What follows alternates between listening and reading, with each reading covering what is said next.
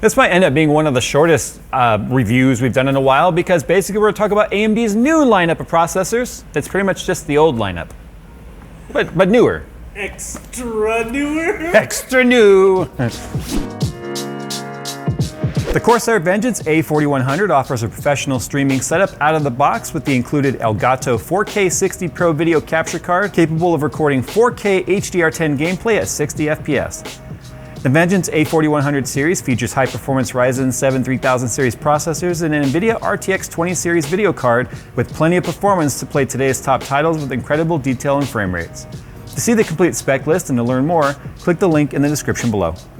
AMD is kind of like taking a page out of NVIDIA's book, where they are just crowding their product stack as much as they can to try and beat their competition into the ground. It's exactly what NVIDIA has kind of been doing to AMD when it comes to the graphics side of things, but that's a whole different division. We're talking about an area where AMD is actually competitive, and that being CPUs. So they've introduced 3 new CPUs into their lineup. Basically, they've taken what used to be a nomenclature on their graphics cards, the XT, and they've now applied it to their CPUs. So now you have a 3900X and a 3900 XT, a 3800X, 3800 XT, and a 3600X and 3600 XT, which is not a bad thing, really, because I think what's happened here is now that they've kind of got their manufacturing process. Why am I holding this box? It's not doing anything. Now that they've got the manufacturing process down and they're really getting good at creating their CPUs, obviously they've been able to get better yields. And so what they're actually able to do now with better silicon quality, they've been able to actually give a nominal boost clock and base clock advantage and bump to those 3 particular CPUs. And what it's done now is it's allowed you, for the same price, to get more performance for your money. See, if they had actually taken a page out of NVIDIA's book, because that was all just me being facetious earlier, they would have charged more for the better CPUs. They would have kept the 3900X where it was at $500, and they would have charged, what, $600 or something, maybe, for the 3900 XT. But instead, what they've done is they have slid the new processors in at the previous processor's price point, kept the previous processor around, it didn't eliminate it, and then they reduced the price on all 3 of those processors. So now the 3600X is obviously cheaper than the 3600 XT. The 3800X is cheaper than the 3800 XT, and then, you guessed it, 3900X is cheaper than the 3900 XT. So what you get with these 3 processors is exactly the same as you got for the previous ones. It's just they've managed to be able to get an extra bump in core speed out of it. I wish there was more to talk about. And it's a whole new architecture. It's Zen 2 Plus, because remember we had Zen and then Zen Plus.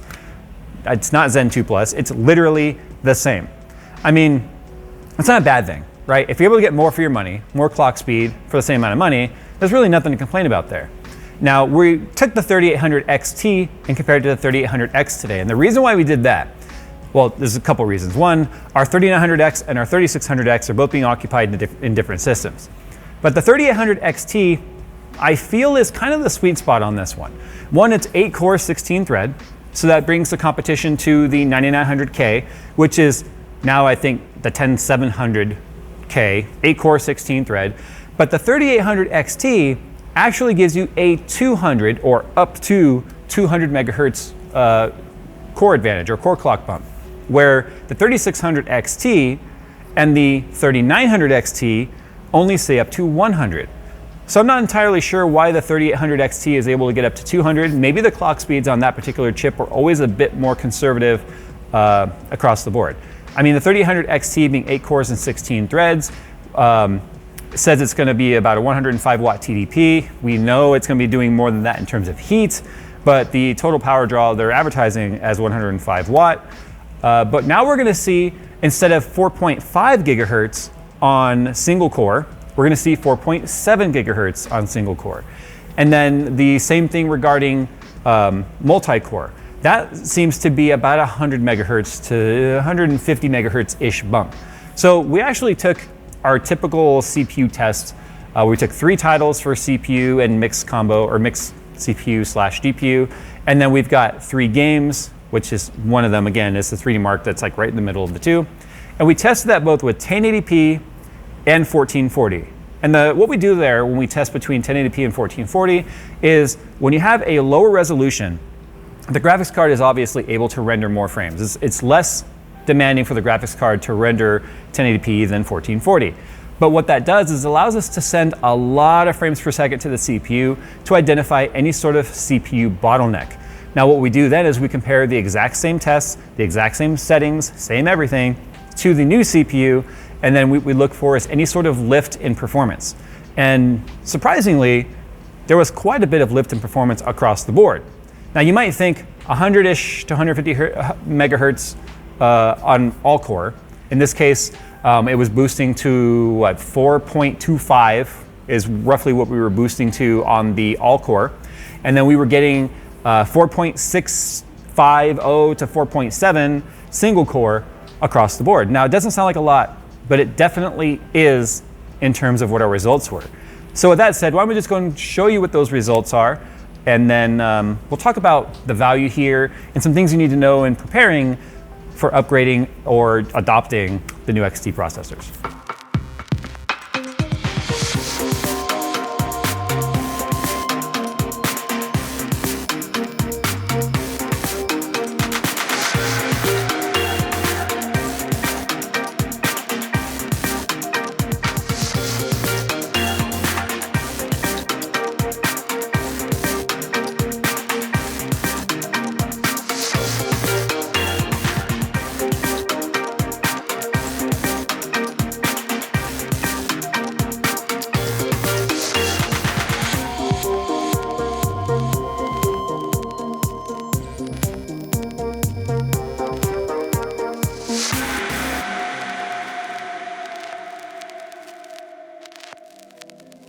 So what I have right here was our test bench that we used. We used a Founders Edition 2080 Ti graphics card that was overclocked 75 megahertz on the core, bringing it to about 2050 on the core, and then 500 megahertz on the memory.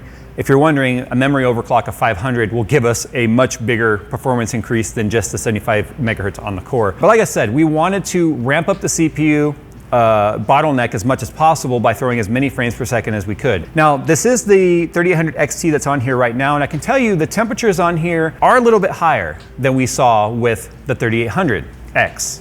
I'm always gonna call it like 3800, but if you look at previous stuff, the non-X. So like XT is now the X, whereas the previous Zen 1 and Zen Plus was like, the no X was the normal, so it's kind of weird now, right? Anyway, we saw a pretty good improvement across the board, up to 6 FPS, just by plugging the CPU in and going. Now, the only mods we made to the BIOS, and we did it in the BIOS, not in RYZEN Master, but we did all of our monitoring through RYZEN Master. We changed nothing with the core clocks whatsoever. We just set our memory to 3600 megahertz, and then we set our Affinity Fabric to 1800. That way it's in one-to-one with the memory. So that was all we did. But we saw a fantastic improvement across the board in pretty much everything except Shadow of the Tomb Raider, which is an interesting title because normally we would see an improvement in Shadow of the Tomb Raider with core clock bumps and stuff. So that means that with the amount of cores that we have and the fact that it's approaching 5 gigahertz, 4.7, on single core, because the game's world thread and even a non-multi-threaded game, one that's not going to use all 16 threads, is still going to use at least 4 or 6, maybe 8 of them. You're not going to get 4.7 on those cores. It dropped down to about 4.4 on the active cores. But in the multi-threading with like Cinebench, Geekbench, 3D Mark, we saw it sit at, it tried for 4.3 and it would hit 4.3, but then it would step down about a half step to about 4.25 all core, which is, again, faster than you'll get with the 3800 XT. Now there's other things that have improved with this chip. They've updated like their Store MI or Store Me or whatever you want to call it, which is essentially their caching system for speeding up a hard drive. And that's something we didn't test. It's not something, honestly, we're that interested in, to be honest. We did some of the stuff with like the Intel Optane, which is it's the same premise where you can use a small capacity SSD as a cache drive for your commonly used files and programs that might be stored on a hard drive, which can give you up to like 6 times the performance in terms of calling up those files. But we didn't test that. If you're into that sort of thing, I'm sure Steve did a 45-minute video about it. You could probably go and watch all the 62,000 charts there and zoom in 10 times to see the pixelated font. No, great guy. He great charts, fantastic charts, the best. But I honestly think the 3800 XT is the Just the best value and sweet spot for anyone doing multitasking and gaming. The 4.7 gigahertz single thread or single core performance, it's gonna benefit games, obviously. In fact, Phil has a 9900K in his gaming system running at 5.2 gigahertz all core. Now that's also gonna be his 5.2 gigahertz single core, because the way Intel works, its base clock is so low, so even the single core clock, yeah, we'll talk about why you don't wanna overclock this one too in a second. But moving on, at 5.2 gigahertz, that's a 500 megahertz advantage over this CPU when it comes to single core, and shoot, a gigahertz advantage over this CPU when it comes to multi-core. But the IPC is so good with Zen 2, and the fact that it's now bumping up to 4.7 single core on this chip, Phil was barely able to edge out this CPU in Geekbench single core by something like 40 points. Nothing tangible that you would ever notice. But the performance of this 3800 XT at $399, it's not cheap. That's why I said for those people that need multitasking and gaming, I feel like this is where you should definitely consider spending your money if you've got that kind of money to spend. But let's talk quickly why I said you should never overclock it. I'm not familiar with how well you can fine tune the overclocks per core. And I know that people right now are probably yelling at their screen saying, Jay, Ryzen Master does it, Ryzen Master does it. You can overclock per core. But what Ryzen Master is able to do is identify the favored core. Not all cores are created equal. You will find some cores might be able to even hit 48, 49, but other ones won't. And so what will happen is it will dynamically, just based on the silicon, like it knows the silicon quality. Like the CPU just knows which cores are capable of going higher. And it will automatically assign the world threads and the single core tasks to those particular threads to bump up to 4.7. Now sure, you could go in there and try and fine tune individually to find what your favorite cores are or the favorite cores are and do it yourself. I think it's a lot of wasted time on a setup that out of the box does it for you and is getting you about as far as you can get out of these CPUs. It will all core boost on its own to 4.3 or try on all cores without touching anything.